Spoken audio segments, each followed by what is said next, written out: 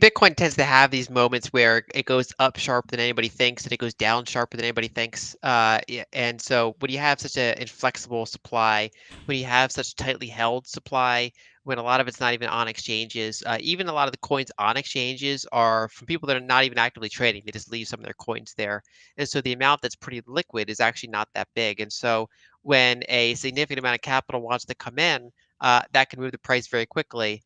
And I track a couple things. I mean, obviously the ETF news is probably being constructive towards it. The upcoming halving.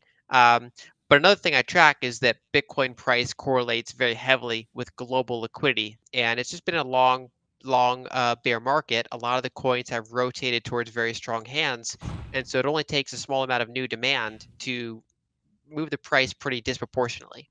Renowned macro analyst and investment strategist Lyn Alden is eagerly anticipating the upcoming 2024 to 2025 crypto bull market, aligning with the sentiments of the broader crypto community. Alden identifies key factors contributing to her optimism about Bitcoin's future. Firstly, the tightening supply dynamics, driven by steadfast holders retaining their stacks post-halving, are set to further reduce Bitcoin's supply next year. Secondly, heightened demand is fueled by established firms like BlackRock seeking approval for a spot Bitcoin exchange-traded product, catering to high-net-worth clients. Lastly, Alden points to the demonstrated correlation between Bitcoin's price and the global broad money supply M2, with the recent tightening by central banks leading to an upward trajectory in the M2 broad money supply. Alden underscores the ingenious design of Satoshi's four-year halving cycles, intricately synchronized with U.S. election and money supply cycles. Real Vision's founder and CEO, Repo, supports this alignment, noting that it positions Bitcoin and other crypto assets to consistently outperform traditional financial markets.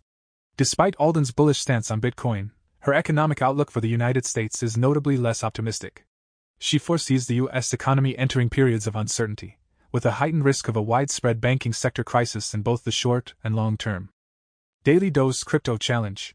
Win $1,000 of Bitcoin. Simply subscribe to our channel, like this video, comment below how much you think Bitcoin price will be on January 1st, 2024. Winner will be announced January 1st, 2024, 6 p.m. GMT time. Good luck.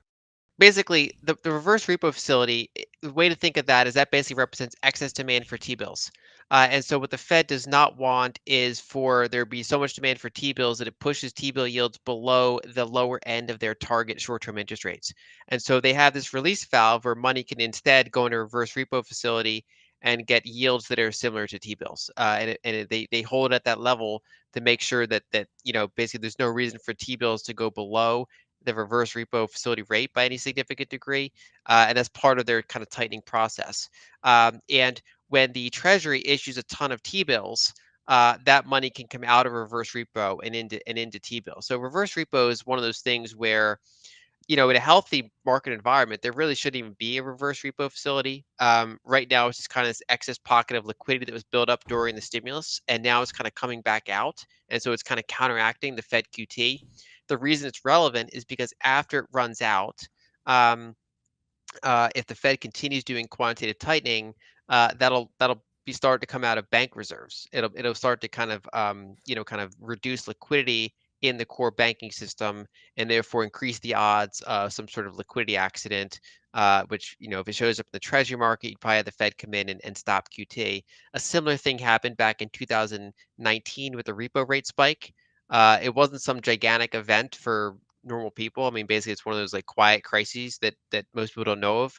But if anyone who was like following macro or banking at the time was like watching this with interest, because you had kind of an interbank overnight lending rate just completely blow out, and the Federal Reserve, in addition to addressing that market, had to come in and start buying treasuries again. Because that was kind of the core problem. There was a treasury oversupply problem.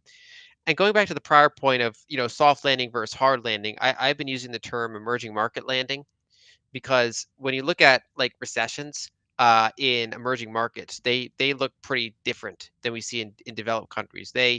You know, um, you have an environment where you have kind of recession-like conditions, but asset prices in local currency terms are still doing okay because the local currency is pretty running, often very large deficits, it's often inflationary.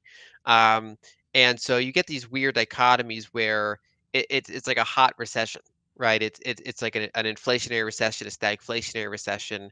And so asset prices and things like that are not doing great in dollar terms or gold terms or things like that, but they're doing okay in local currency terms because local currency is having a problem too.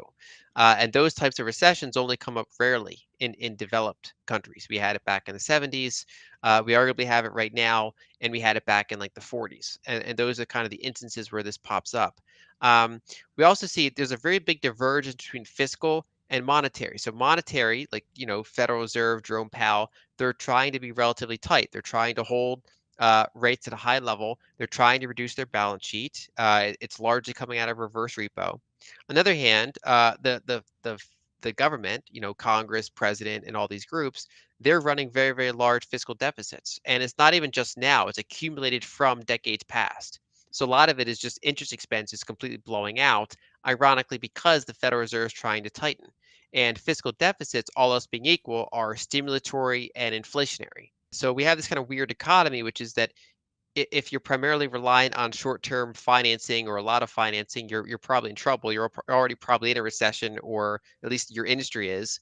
And if you're not, and if you're on the right side of deficits, if you're the military-industrial complex, if you're kind of in your own, if you're on the right side of all this interest expense, then you're doing okay. And so I think that's why the economy is kind of feeling very odd to people, because it's we have a larger gap than normal between fiscal policy and monetary policy, and so that results in kind of very bifurcated economy and very bifurcated markets.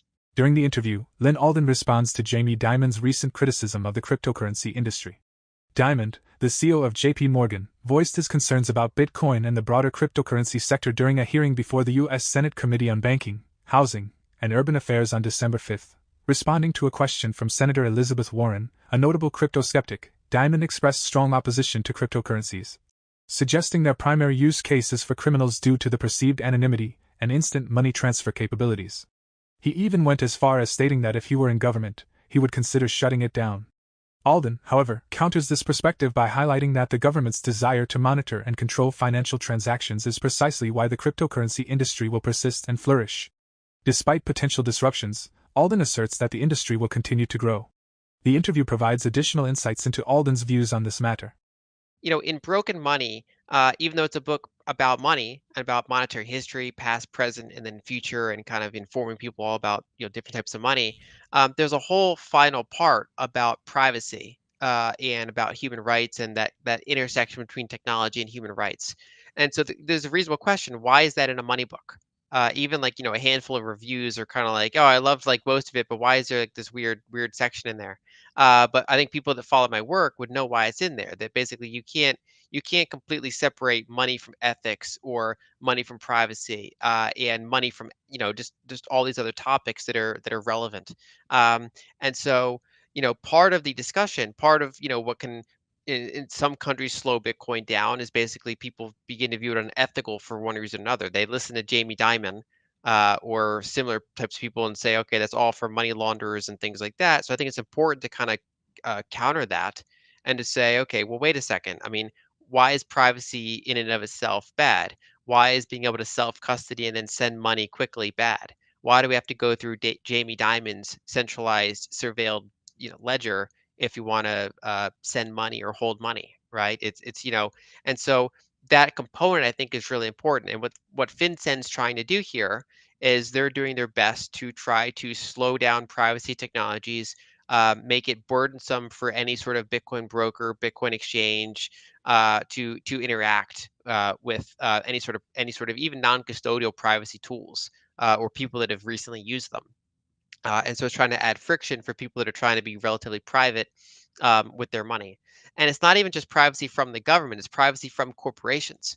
If I pull my money out of an exchange and I spend it on different merchants, I don't necessarily want that exchange to see all the things I'm spending it on, or you know, it's privacy. It's my money, right? And so um, I think that as this moves forward, I think that's privacy is going to be one of the biggest battles, right? It's already the case that that's one of the things that people actually go to prison for, right? Operating a mixer, right?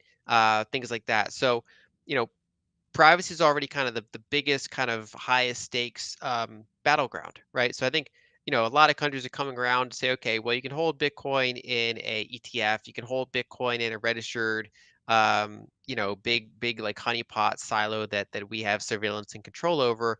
But what countries don't really like is self-custodial Bitcoin, private Bitcoin, and things like that. Um, and so I think that's going to be an ongoing thing that's not going to be resolved anytime soon. And there's occasional flare-ups. And right now, what we're seeing is a pretty significant attack by FinCEN. And so I think it makes sense to be aware of it, be informed about it, and do your best to push back against it, because it's going to be a long war, in my opinion. And I mean that in the hopefully in the peaceful sense. Basically, that one side can be aggressive, and the other side, we have memes, right? We can win the war through narrative. We can win the war, and especially in countries like the United States that still have a pretty good rule of law, right? I mean, we saw, for example, the SEC in their attempts to block Bitcoin ETFs got absolutely smacked down by an appeals court. Their arguments were said to be capricious and arbitrary.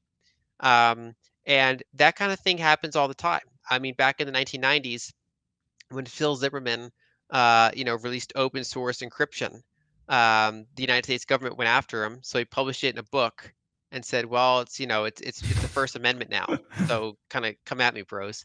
And they lost in the United States. Rather through the humor route, the satire route, the court jester route, where you're basically informing people or pushing back on things in funny ways and therefore helping change their minds. Or two, you're taking the more rigorous approach and saying, okay, well, here's all this case law, here's all this precedent, here's the Constitution, here's this other set of laws that makes this clear overreach, and that people do have these rights. But I do think this is going to be kind of a multi-front, long-term. Following Diamond's recent viral remarks, the platform's lively crypto community swiftly highlighted his hypocrisy, questioning the credibility of such statements coming from the executive of a major financial services firm. Community members pointed out the absurdity of Diamond's assertion, especially given the history of financial institutions facing regulatory fines. Since 2000, regulators have fined banks over 7,400 times, amassing fines exceeding $380 billion. JP Morgan Chase's parent company, in particular, stands as the second most penalized financial institution after Bank of America, with nearly $40 billion in fines for 272 violations over the past 23 years. Many users argue that Diamond, given this context, lacks credibility when discussing the potential illicit use of cryptocurrencies. Share your thoughts on the interview by dropping your comments and observations in the section below. For more Daily Dose Crypto news, check out these two awesome videos on your screen. Click now and we will see you on the next video.